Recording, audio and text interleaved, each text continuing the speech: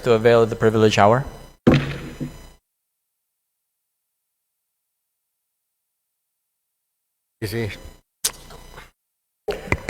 Mr. Speaker, members of the esteemed chamber, I rise today on a different matter, a critical matter concerning Section 21 of Republic Act number 9165, or the Comprehensive Dangerous Drugs Act of 2002, which mandates the inclusion of media representatives as signatories in the inventory of confiscated drug-related items. While this provision was crafted to enhance transparency in anti-drug operations, I submit that it is time for us to revisit and devolve this responsibility to better suited entities, Mr. Speaker. The inclusion of media representatives represents or presents significant challenges and risks. Media practitioners who are civilians are placed in potentially life-threatening situations when required to participate in such operations. Exposing them to these risks compromises not only their safety, but also that of their families, Mr. Speaker. Moreover, involving media representatives in law enforcement tasks raises concerns about their independence and neutrality.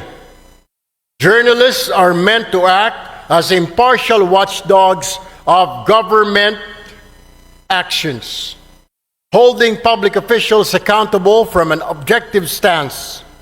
Requiring their direct participation, Mr. Speaker, in these operations undermines their role and may cast doubt on their credibility and impartiality. It is imperative that we devolve this responsibility to more appropriate witnesses who are already empowered under the law. Section 21 of RA 9165 already mandates the presence of Department of Justice representatives and barangay officials as witnesses in this process, Mr. Speaker. These individuals are better suited to fulfill the role of ensuring transparency and accountability in documentation of confiscated drug-related items. Additionally, we can enhance existing safeguards to further promote transparency without involving media personnel.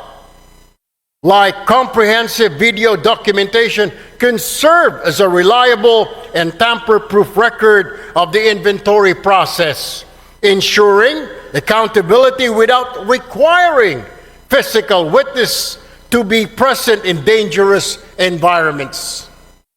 Increased training and oversight for DOJ and barangay representatives can strengthen their ability to act as effective witnesses. By devolving, Mr. Speaker, this responsibility to individuals already mandated and equipped for this role, we can preserve the safety of our media professionals, uphold journalistic independence, and maintain the integrity of anti-drug operations.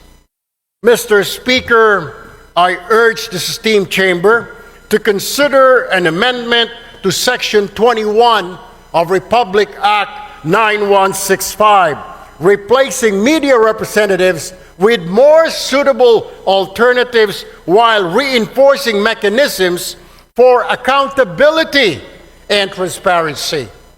Let us act decisively to modernize this law and ensure its implementation aligns with our commitment to safety, justice, and good governance. Thank you, Mr. Speaker and my colleagues, and I look forward to our deliberations on this matter soon. Maraming salamat po, magandang hapon sa ating lahat. Thank you very much. Daghang salamat. Majority Leader. Mr. Speaker, I move that we recognize the Honorable Richard Gomez of the 4th District of Leyte for his interpellation. The Honorable Richard Gomez is recognized.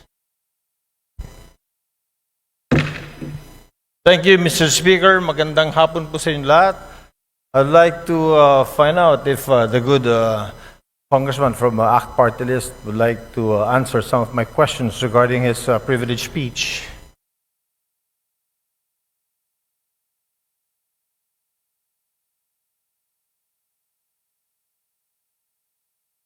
Sure, Mr. Speaker and my colleague. Thank you, Mr. Speaker. I would like to find out from the good congressman if you are a member of the Anti-Drugs Committee. No, I am not, my distinguished colleague. I am not a member of any committee right now since I am part of the deputy majority group, Mr. Speaker. And if you are a what were you again, Mr. Speaker? Deputy Majority Floor Leader, Mr. Speaker. Deputy Majority Floor Leader. I am very sure, Mr. Speaker, that you know very well that the Committee on Anti-Drugs is very active on RA 9165. I am aware, Mr. Speaker. Oh, you are aware, Mr. Speaker. Thank you. If you are aware, Mr. Speaker, then what was the purpose of the privileged speech?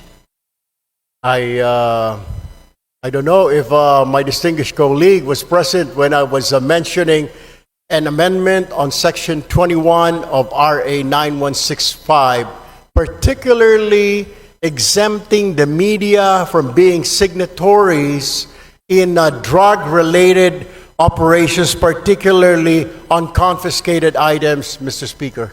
All right. Thank you, Mr. Speaker. The reason why I wanted to ask the good gentleman is because, you know, RA 9165 was passed already in the last Congress. And during this Congress, it has also been amended.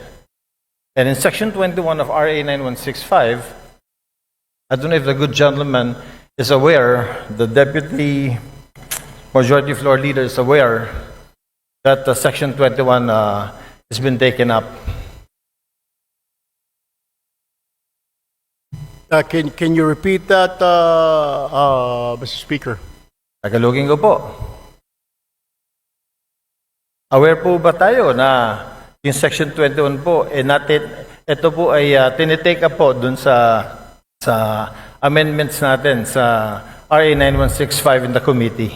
Kaya nga po, Mr. Speaker, kailangan natin balikan at bilis-bilisan po ang problema po natin sa Kongreso. Kaya po tayo napupulaan ng mga kababayan natin. Napakarami natin mga batas na kailangang ayusin, subalit hindi po naaayos, kaya kailangan po natin bilis-bilisan. Kung ito po ay na-take up, sana po ay mabilisan pa para kaagad po ito ay ma-review at magawan po natin ang paraan dahil ito po ay kahilingan ng mga kasamahan po ng ating Fourth Estate, Mr. Speaker. Tama po. Napakaganda pong suggestion po niyan. Since kayo po ay malakas po sa Senado, baka pwede pong sila pong sabihan ninyo dahil wala po tayong counterpart sa Senado. Tapos na po tayo sa amendments natin.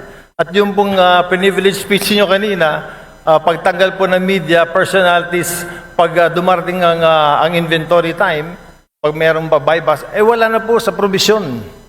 Pagdating ho natin doon, Mr. Speaker, we will do that. But for now, we really have to look into this, maybe push on and convince our counterparts in the Senate to pass this law immediately. Matatagalan pa po tayo kasi dadaan pa po tayo ng eleksyon. Pag hinintay po natin na umabot kayo ng Senado, ay isang taon na naman po yun. Congratulations po at inamin nyo na talagang panalo na kayo sa Senado. I'm very happy that a colleague of ours will be in the Senate soon. Pero ibabalik ko lang po, Mr. Senator, na ito pong hinihiling ninyo na tanggalin natin or i-amend natin sa Provision 21 of RA 9165, matagal na po naming tinabaho ito sa aming komite At tinanggal po talaga po namin to.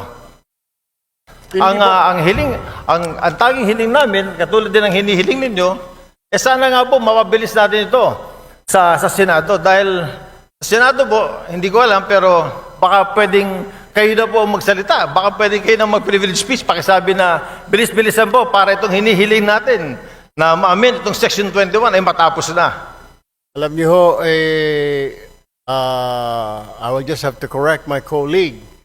Hindi pa po ako senador, Your Honor. Ako po ay isang mambabatas, ako po ay isang representative, hindi pa po ako senador. Tumatakbo po ako senador, nais ko lamang po linawin na ako po ay isang congressman. Correct. Ako po ay member ng ACT-CIS party list at hindi po ako senador. Baka ang inyo po ibig sabihin, yung aking po nakatatandang kahuya po, siya po yung senador. Pangalawa, kaya ako nga po pinapabilis-bilisan para marinig po tayo sa Senado.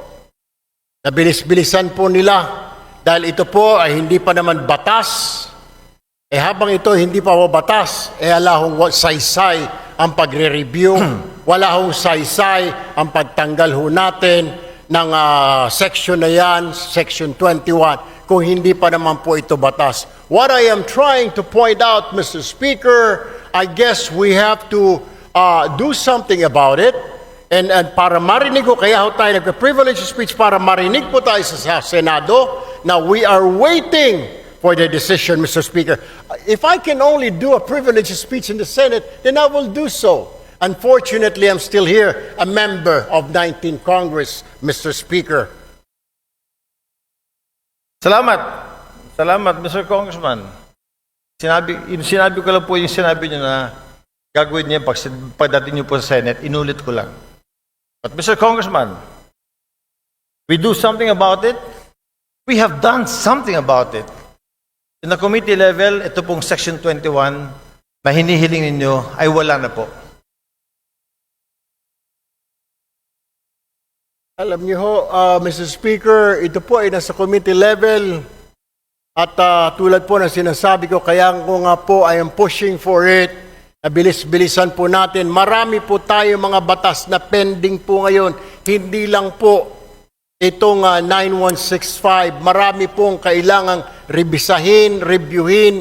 Ang kailangan lang po natin ay bilisan po dahil ang taong bayan ay nag-aantay po at hindi po tayong ika nga ay pwedeng manahimik o kaya mag-relax dahil po nakatingin po sa atin ang ating mga kababayan at gusto po nila na bilisan ang pagpasa, pag-review, whatever, ang ng mga batas po natin, Mr. Speaker. Therefore, Mr. Speaker, I think the correct manifestation should be, since the requested section is to be amended, and it has been replaced already, Mr. Speaker, is that the correct manifestation should be, we request that the Senate should fast-track this House version of RA 9165. That, I think, is the correct manifestation, Mr. Chair. I will take that, Mr. Speaker, but what I am saying is that the reason why I stood up today to remind not only our members here, but also our counterpart in the Senate, because I am sure they're also reviewing what we're doing here and watching us to fast-track. Kung meron man, kung nandyan na po sa kanilang mga kamay, na bilisan because we cannot dictate them. We can only suggest, Mr. Speaker. We can only tell them and inform the public that we already did this. Tama po ang ating kasamahan na sinasabi niya pong ni-review na po yan, inalis na po yan, para malaman po ng taong bayan na wala na po yan, wala na sa kamay natin, yan po ay nasa kamay na ng Senado para bilis-bilisan po nila. And that is the purpose of my privileged speech this afternoon, Mr. Speaker, my dear colleague. Sir. Thank you, Mr. Speaker. I thought amending Section 21 was the main thrust of the privilege speech. I didn't know it was to fast track the House version of 9165. But nevertheless, Mr. Chair, yun na rin po ang hinihiling natin. Since yung nire-request po ng colleague natin na tanggalin po sa Section 21 yung pagsama ng media kapag po nag-iimbentary sa mga bypass, sa mga nahuli na drugs, ay wala na po sa committee level. Wala na po, pumasa na po sa atin. Sana po, another privilege speech from our good colleague will tell the Senate, bilis-bilisan nyo naman, kasi binilisan na po namin. I wish I can, we will do that, Mr. Speaker, para makarating po itong ating mensahe sa kanila. Hindi naman natin pwede sila pong utusan, Mr. Speaker, kundi tayo lamang po ay pwede nating sabihin na nag-aantay po tayo. Kung naipasa na po natin dito sa Kongreso, then ang problema po ay nandoon. I guess we'll have to do or I have to make another privileged speech, Mr. Speaker. We shall await the next privilege speech. Thank you, Mr. Speaker. Thank you, Mr. Congressman. Maraming salamat po. Magandang hapon. Thank you very much. Majority Leader. Mr. Speaker, I move that we refer the speech of the Honorable Erwin Tulfo together with its interpolation to the Committee on Rules for its appropriate action. Is there any objection? The chair hears none. The privileged speech, together with the interpolation of Honorable Gomez, is hereby referred to the Committee on Rules.